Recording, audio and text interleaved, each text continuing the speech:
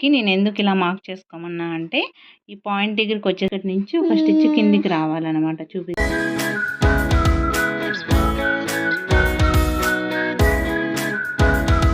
Hi అండి, అందరికీ నమస్తే. Welcome to Mokshasri DIY. ఈరోజు ఈ వీడియోలో వచ్చేసి లెహెంగాకి 2 బ్లౌజెస్ స్టిచ్ చేస్తున్నాను అండి. ఇందులో ఒకటి వచ్చేసి షార్ట్ బ్లౌజు, ఇంకొకటి వచ్చేసి మనకి లంగా చౌలి మీద వేసుకుంటాం కదా, అలాగ లాంగ్ లెంత్ బ్లౌజు. ఇప్పుడు మీకు షార్ట్ బ్లౌజు ఎలాగ కటింగ్ స్టిచ్చింగ్ చేసుకోవాలనేది చూపిస్తాను. ఓకేటా. ఇది వచ్చేసి మనకి శారీలో పళ్ళు పాటు మిగిలిందండి. ఆల్రెడీ ఇది lehenga cutting and stitching video post చేశానండి. మన ఓల్డ్ వీడియోస్లో ఉంటాయి. ఆ లింక్ మీకు కింద డిస్క్రిప్షన్ బాక్స్లో ఇస్తాను, చెక్ చేయండి. మిగిలిన క్లాత్లో ఇలాగ షార్ట్ బ్లౌజ్ ఆ బార్డర్ని ఇలాగ బ్లౌజ్ లాగా కన్వర్ట్ చేద్దాం అనుకుంటున్నాను. మీకు ఈ రిఫరెన్స్ పిక్ పైన యాడ్ చేస్తానండి. సో దీని రిఫరెన్స్ పిక్ సో కట్ చేసి ఆల్రెడీ ఆల్మోస్ట్ 1 year అయిపోయింది. ఇది చెస్ట్ 24 అండి. 4 భాగాలు చేసుకుంటే మనకి 6 inches వస్తుంది. ప్లస్ ½ inch లూజ్కి యాడ్ చేసుకొని 6.5 ఇలా మార్క్ చేశాను అనమాట. అలాగే లెంత్ 11.5 ప్లస్ 1 inch కలుపుకొని 12.5 లెంత్ పెట్టాను అనమాట. షోల్డర్ వచ్చేసి 11 inches, ఇక్కడ బై 2 చేసుకుంటే 5.5 అనమాట. నెక్ విడ్త్ వచ్చేసి 2.5 ఇలాగా మార్క్ చేశాను. బ్రాడ్గా పాయింట్ నెక్ ఇలాగా తీసాను అనమాట. నడుము కూడా సేమ్ అండి. మనకి పిల్లలకి కొద్దిగా తక్కువ ఉంటుంది కాబట్టి మనం టక్స్ వేస్తే సరిపోతుంది. ఫ్రంట్ బ్యాక్ ఇలాగా పంజరం టైపు మొత్తం నెక్ అంతా ఇలాగ ఓపెన్ ఇచ్చాను అనమాట. హుక్స్ పెడతాను బ్యాక్ సైడు. పైన వచ్చేసి కింద వచ్చేసి నాట్ వేస్తామన్నమాట. బ్యాక్ నెక్ విడ్త్ వచ్చేసి 2.5 సేమ్. నెక్ లెంత్ వచ్చేసి 2 inches అండి. ఇక్కడ కింద వచ్చేసి నేను 3 inches గ్యాప్ ఇచ్చాను అనమాట హుక్ పెట్టడం కోసము. మిగిలిందంతా నేను ఇలాగా నెక్ ఇలాగ డ్రా చేసుకున్నాను అనమాట. పంజరం టైపు ఇలా మార్క్ చేసుకొని కట్ చేసుకున్నాను. ఇది కూడా ఓపెన్ చేసుకోవాలి. సేమ్ మెయిన్ ఫ్యాబ్రిక్ ఇలాగ కట్ చేసుకోవాలి మొత్తం. ఇక్కడ హ్యాండ్స్ టోటల్ లెంత్ వచ్చేసి 10.5 అండి. ఇక్కడ మనం నార్మల్ హ్యాండ్స్ ఎలా తీసుకుంటామో అలాగే పఫ్కి ఎక్స్ట్రా పెట్టుకోవాలి. చూపిస్తాను చూడండి. 6 inches plus 2 inches extra elastic కోసం 8 inches కదా. ఇక్కడ 6 inches పఫ్కి ఎక్స్ట్రా పెట్టుకున్నాను. సో చూపిస్తాను చూడండి, అది కూడా క్లియర్గా. సో ఇక్కడ 8 inches కదా, 2 inches కలుపుకొని ఇక్కడ పైన 2.5 ఎక్స్ట్రా పెట్టుకున్నాను. చూడండి, ఇది మనకి నార్మల్ హ్యాండ్స్. ఇక్కడ పఫ్ మీరు ఎంత కావాలంటే అంత ఎక్స్ట్రా తీసుకోండి. సో ఇక్కడ పఫ్కి ఎక్స్ట్రా, అలాగే లెంత్ కూడా ఒక 2.5 ఎక్స్ట్రా తీసుకోండి. చూడండి, మనకి పఫ్ అనేది నీట్గా ఉంటుందన్నమాట. అప్పుడు తక్కువ కావాలనుకోండి తక్కువ పెట్టుకోండి. ఇక్కడ నేను ఎలాస్టిక్ వేస్తున్నాను కాబట్టి 6 inches ఎక్స్ట్రా పెట్టుకున్నాను అనమాట. అప్పుడు ఎలాగనేది. అలాగే బ్యాక్ సైడ్ ఓపెన్ పెట్టుకున్నాం కదా, అక్కడ మనము టాజిల్స్ కోసం ఇది ఫోల్డింగ్ మీద ఇక్కడ 4 inches తీసుకున్నాను. అంటే మనకి ఇప్పుడు ఇలా తీసుకుంటాం కదా, ఇలా కార్నర్ అనేది ఇలా ఫోల్డ్ చేసి మనకి ఇది వచ్చేసి కట్ చేశాను అనమాట. ఇటు సైడ్ మనకి కొద్దిగా షేప్ రావడం కోసము అటు సైడ్ ఫోల్డింగ్ మీద 4 తీసుకున్నాం కదా, ఇటు సైడ్ వచ్చేసి 2.5 అంటే 3 inches అలా తీసుకున్నాను అనమాట. ఈ లెంత్ వచ్చేసి మనమే 30 inches తీసుకున్నాను లెంత్. ఓకేనా, లెంత్ 30, ఇక్కడ 4 ఫోల్డింగ్ మీద అంటే 8 inches, ఇక్కడ 3 అంటే 6 inches. ఓకేనా, సో ఇలా తీసుకున్నాము. ఇప్పుడు హ్యాండ్స్కి వచ్చేసి మనము లైనింగ్ జాయిన్ చేసుకోవాలి. తర్వాత ఇక్కడ కింద మనకి పీసులు రాకోకుండా ఫస్ట్ ఒక 1/2 inch ఫోల్డ్ చేసుకొని ఇలాగ స్టిచ్ చేసుకోవాలి. తర్వాత ఒక 1 inch మనం ఫోల్డ్ చేసి ఇలా కుట్టుకోవాలన్నమాట. ఒక 1 inch అంతే, ఎందుకంటే ఎలాస్టిక్ ఇన్సర్ట్ చేయడం కోసము. సో ఎలాస్టిక్ పెడుతున్నాను కాబట్టి సో ఇలాగ ఒక 1 inch ఇలాగ ఫోల్డ్ చేయాలి. సో ఇలాగా హాఫ్ ఇంచ్ లెంత్ ఉన్న ఎలాస్టిక్ ఇలా తీసుకొని, అంటే హ్యాండ్స్ విడ్త్ ఎంత ఉంటుందో చూసుకొని దానికన్నా ఒక 1 inch అలాగా తగ్గియండి. లేదా కొద్దిగా ఎక్స్ట్రా ఉంటే మనం ఖర్చుల్లోకైనా తీసుకోవచ్చు. ఓకేనా, ఒరిజినల్ హ్యాండ్స్ విడ్త్ తీసుకున్నాను నేను. ఓకే, 7.5 అంటే 7 తీసుకున్నాను. ఇప్పుడు ఇలా పిన్ పెట్టుకొని దీని లోపలికి ఇలాగ ఇన్సర్ట్ చేయాలి. సో ఎలాస్టిక్ కొంచెం లోపలికి పెట్టిన తర్వాత ఇక్కడ ఇలా పిన్ పెట్టుకోండి, లేదంటే జారిపోతుంది. ఓకేనా, సో ఇలాగా మొత్తం ఈ చివరి దాకా వచ్చాక స్టిచ్ వేసుకోవాలి కదలకుండా. సో ఇప్పుడు దీన్ని ఇలాగా చూడండి, ఇలాగ స్ట్రెచ్ చేసుకొని మొత్తం దీన్ని ఇలాగ అడ్జస్ట్ చేసుకుంటూ సెంటర్లో స్టిచ్ చేసుకోవాలి. చూపిస్తాను. సో ఇలా వేసుకొని రెడీ చేసుకోవాలి. ఇప్పుడు సింగిల్ ఫుట్తోనే మనము ఇలాగ పైపింగ్ రెడీ చేసుకున్నాం అనమాట. సో ఇలా రెడీ చేసుకున్న తర్వాత ఇప్పుడు ఈ లైనింగ్ని ఇలా రివర్స్ చేసి సెంటర్ పాయింట్ వచ్చేసి ఇలాగ మార్క్ వేసుకోండి. సో దీన్ని ఇలాగ పెట్టేసి ఇప్పుడు స్టిచ్ చేసుకోవాలి. ఫస్ట్ ఎక్స్ట్రా ఉన్న ఫ్యాబ్రిక్ కట్ చేసుకుందాం. చూడండి ఇలా పెట్టేసి ఇలాగా పైపింగ్ క్లాత్ని ఎక్కడ స్ట్రెచ్ చేయకుండా ఇలాగ స్టిచ్ చేసుకోవాలి. ఓకేనా. ఇలా పైపింగ్ క్లాత్ ఇలా కట్ చేసుకునేటప్పుడు మనం ఖర్చుకి ఎంతైతే పడతామో కరెక్ట్గా అంతే ఉండేటట్టు కట్ చేసుకోండి. ఎక్కువ తక్కువ కట్ చేసుకోవద్దండి. ఓకేనా.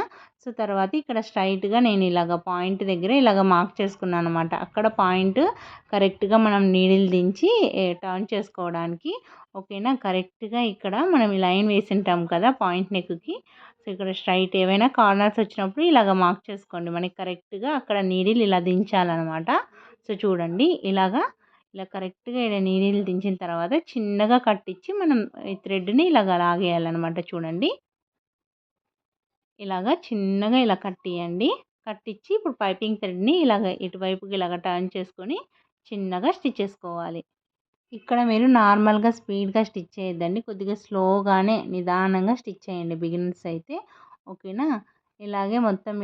మొత్తం స్టిచ్ చేసుకోవాలి. అలాగే ఇక్కడ పైపింగ్ నేను ఇలా స్టిచ్ చేస్తున్నాను కదా, ఇక్కడ మీకు ఫుట్ చేంజ్ చేసుకునేది జరిపేది అలా ఏం లేకుండా నేను మీషోలో వచ్చేసి చూడండి మీకు ఇక్కడ కనిపిస్తుంది కదా రౌండ్గా. సో దాన్ని తీసుకున్నాను అనమాట. ఫుట్ చేంజ్ చేసుకోవచ్చు మనం, సింగిల్ ఫుట్ కానీ ఏ ఫుట్ అయినా కానీ. సో ఇది తీసుకున్నాను మీషోలో. దీంతోనే నేను ఫుట్ కొద్దిగా అడ్జస్ట్ చేసుకుంటూ స్టిచ్ చేస్తుంటాను అనమాట పైపింగ్. ఓకేనా. మనం టెన్షన్ ఎలాగ స్క్రూ లూజ్ చేసుకుంటామో అలాగే లూజ్ చేసి మనకి ఫుట్ చేంజ్ చేసుకోవాలి అంతే. సేమ్ కింద నడుముకి కూడా ఇలాగే మనం పైపింగ్ థ్రెడ్ ఇలాగ స్టిచ్ చేసుకోవాలి. తర్వాత ఇప్పుడు మెయిన్ ఫ్యాబ్రిక్ని చూడండి ఇలాగ పైన ఇలా పెట్టినామంటే మనకి ఆల్రెడీ స్టిచ్చింగ్ చేసి ఉంటాం కదా, ఆ స్టిచ్ అనేది కనిపిస్తుంది చూడండి. దీని మీదనే మనము స్టిచ్ చేసుకుంటూ రావాలన్నమాట. ఆ పాయింట్ దగ్గర వచ్చేటప్పుడు ఎలా స్టిచ్ చేసుకోవాలని చూపిస్తాను. ఇందాక స్టిచ్ చేసాం కదా అక్కడే చూడండి ఆ థ్రెడ్ మీదే ఇలా స్టిచ్ చేసుకుంటూ రావాలి. ఇప్పుడు ఈ కార్నర్ దగ్గరికి వచ్చేసరికి చూడండి పాయింట్ దగ్గరికి వచ్చేసరికి మీరు మార్క్ అయినా వేసుకోండి. సో థ్రెడ్ మీదే స్టిచ్ పడాలన్నమాట. సో చూడండి ఇక్కడ మనకి ఒక థ్రెడ్ మీదనే పైకి కిందికి ఒక్కసారి కుట్టు రఫ్ చేసినట్టు, అంటే ఒక్క థ్రెడ్డే కిందికి రావాలని చూడండి. మీరు నేను చెప్పేదానికన్నా మీకు బాగా చూసారంటే అర్థమవుతుంది. వీడియో స్కిప్ చేయొద్దండి, మీకు అర్థం కాదు. చూడండి ఒక నీడిల్తో ఒక్కసారి కిందికి ఇలా వేసాను అనమాట. నాటు పడినట్లు అవుతుంది అనమాట మనకి. అప్పుడు అక్కడ పైపింగ్ థ్రెడ్ అనేది కార్నర్ పాయింట్ నీట్గా కనిపిస్తుంది అనమాట మనకి. చూడండి ఇలాగ వన్ టైం ఇక్కడ కిందికి పైకి ఇలా అన్నాను కదా, ఇప్పుడు నార్మల్గా స్టిచ్ చేసుకోండి. సో చూడండి స్టిచ్ చేసుకున్న తర్వాత ఇప్పుడు కట్ తీయాలి.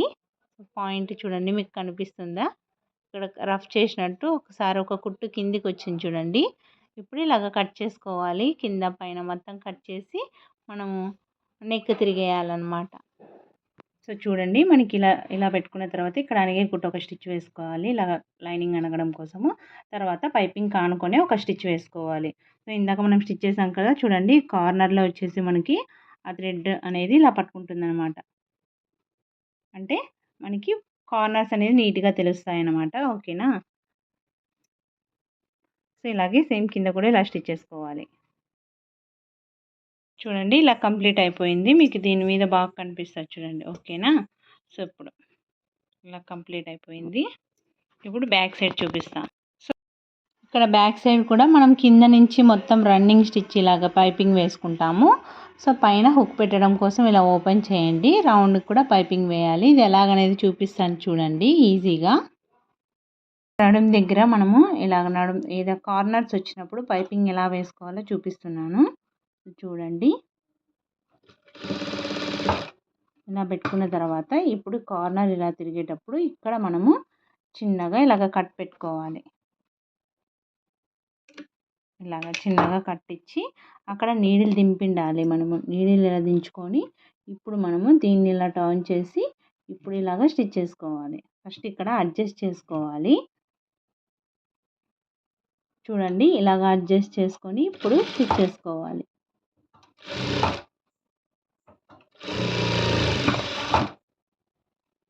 చూడండి ఇలాగ స్టిచ్ చేసుకోవాలి. ఇప్పుడు దీని మీద లైనింగ్ ప్లేస్ చేసుకొని స్టిచ్ చేసుకోవాలి. కార్నర్ వచ్చినప్పుడు ఇక్కడ కింద ఒక స్టిచ్, పైన ఒక స్టిచ్, ఒకసారి రఫ్ కాదు ఒక్క స్టిచ్చే పడాలన్నమాట. ఓకేనా. సేమ్ ఇక్కడ కూడా అలాగే ఇందాక చూపించాను కదా బ్లౌజ్లో, సో అలాగ స్టిచ్ చేసుకోవాలి.